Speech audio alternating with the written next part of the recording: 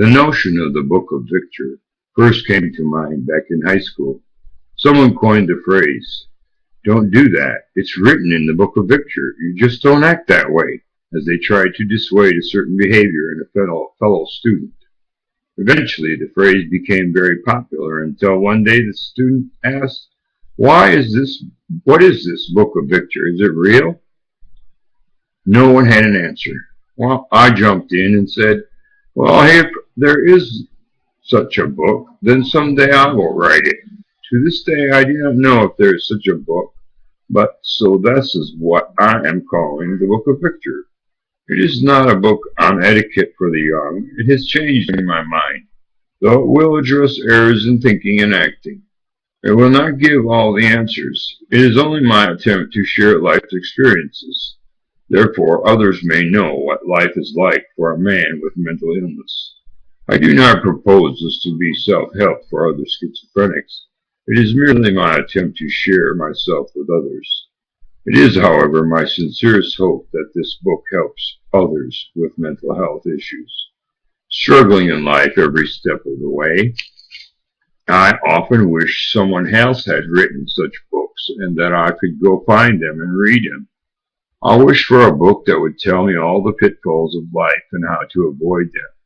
I never really searched for it, yet I was in deep need of such a book. Though the Book of Victor may have been a phantom to me, its concept haunted me until I had no choice but to look for its answers. Its answers were to be my answers, that would someday be an accurate account between truth and delusion, and how to get to and stay in reality. As the clock nears the 9 and 10 o'clock hour intervals, the second hand jerks but will not move to the next digit. Makes me wonder, when does a person discard a machine that has reached the end of its days? Well, today was the day I trashed my old clock. Yep, into the garbage it went. Pondering Victor's response to us, when would he someday say, you have reached your usefulness, so I will get rid of you now. I have days when I feel useless. Why Victor does not just put an end to me, I will never know. I have concluded that he has a broader vision of my usefulness and me. Unlike a clock, we have a spirit, and that spirit has a calling. I have discovered my calling now that my mind is functioning at its best. So let me write what the spirit urges me to write. Similar to the clock I took and shook until it began ticking, my life never seemed to click for long. Only for brief intervals did I see anything close to what seemed like a purpose in life. Eluding me, I went from relationship to relationship, struggling with a mess everywhere I turned. My selfish desires only hurt the people I considered close. I was like a stunned boxer, repeatedly returning for more punishment. I never seemed to learn until I was so badly shaken by my own misdeeds and my mental states that I had no choice but to search for my greater purpose. Could Victor forgive this sinner? It says, those you forgive on earth will be forgiven in heaven.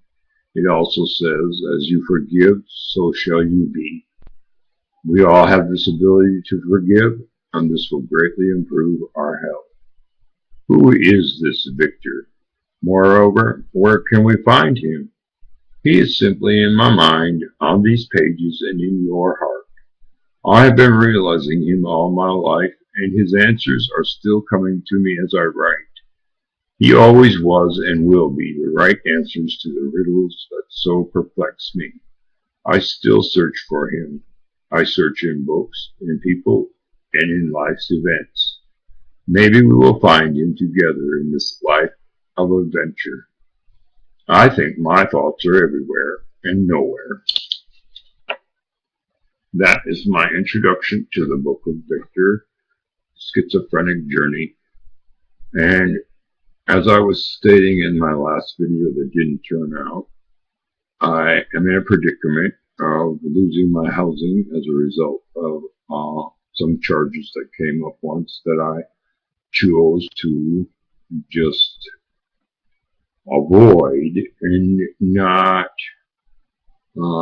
fight or not admit to or anything, just to try to just do the time and get on with my life.